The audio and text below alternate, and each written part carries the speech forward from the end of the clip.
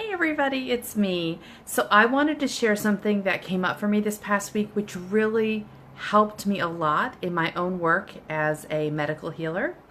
And I was talking with my husband about what it means to really completely commit to your belief in your ability to heal, to have the life that you want.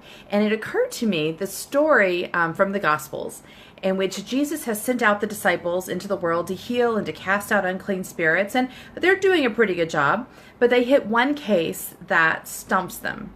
It's a child who's possessed of an unclean spirit. So they bring the child to Jesus and they tell him they can't cast out this spirit. And Jesus does not respond to console them or to say, oh yeah, stuff is hard. Instead, he gets really irritated and he tells them they don't have any faith.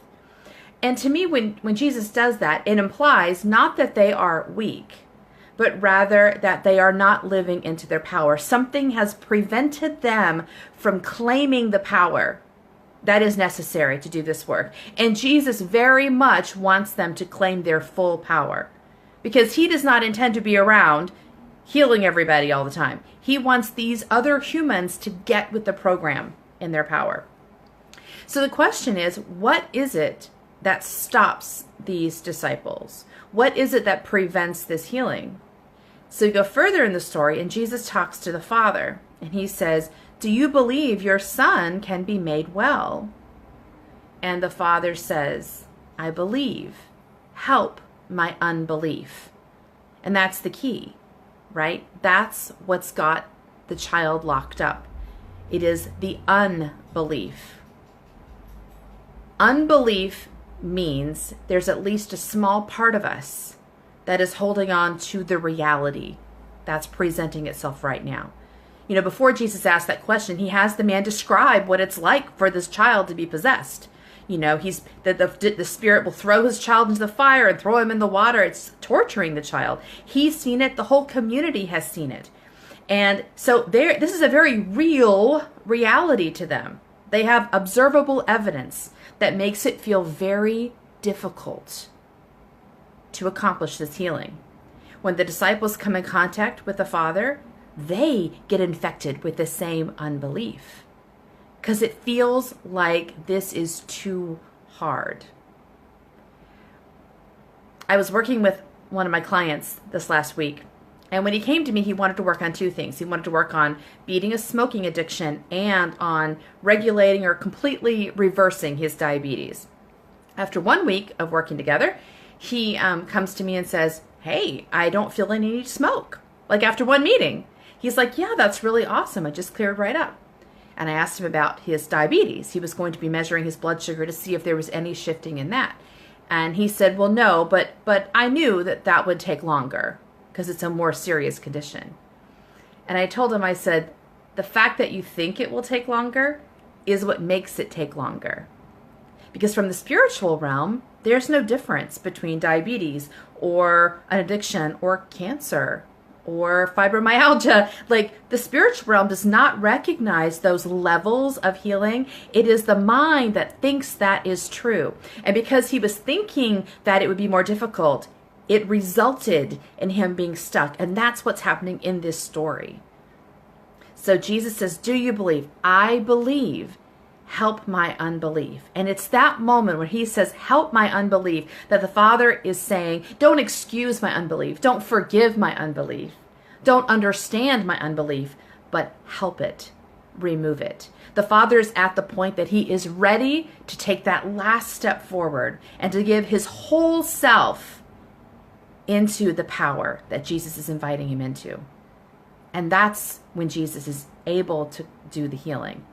Jesus is not stuck from doing the healing because Jesus doesn't have the power. Obviously, Jesus brings people back from the dead, okay? So casting out a demon is no big deal. And that's the bottom line. The healing is not the challenge. There's no limitation for the soul. The challenge is always in the mind, right? So in our human world, for example, we're encouraged to be realistic and maybe have a smattering of hope on the side. So we're mostly in this world and just a little bit dreaming of this other life.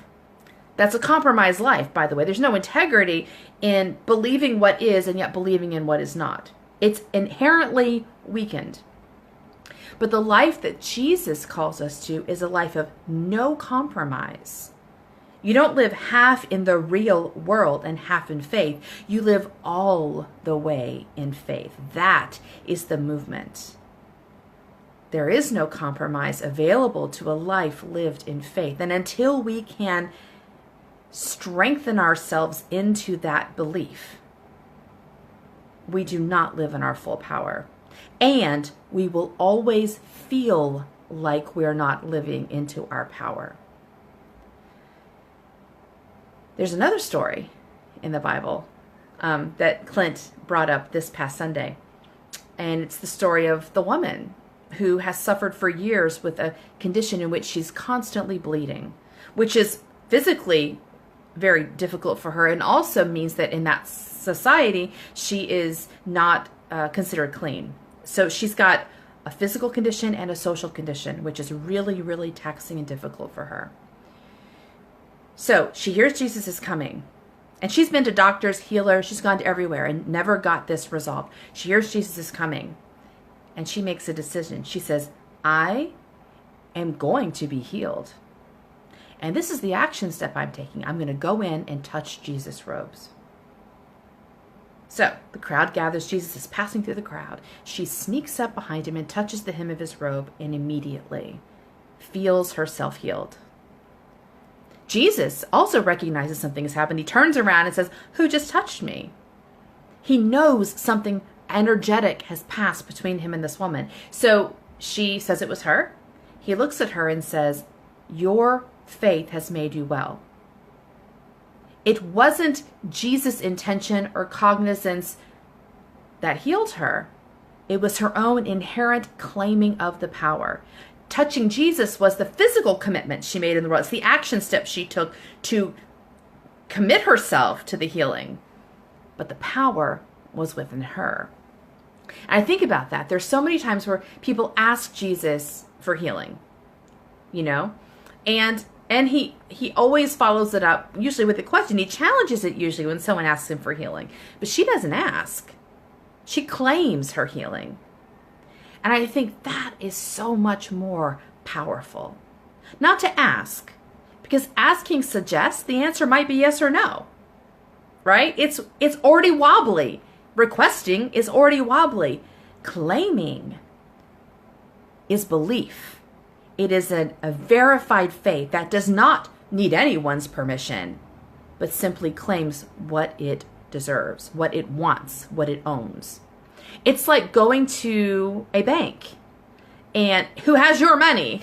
You have an account in this bank. Going to the teller and requesting that you get $100 out. Now, you might put it in the form of a request, but you have no expectation they're going to tell you no because it's your money. That's what we don't understand. The life is yours. Your soul has it ready. The empowered, restored, not just restored, because you're not even going back to something that used to be, but a new life is sitting there in the bank just ready for you to claim it. It's you who don't believe it's there. It's you who have the wobble. It's you that say, I believe, and yet part of me doesn't believe.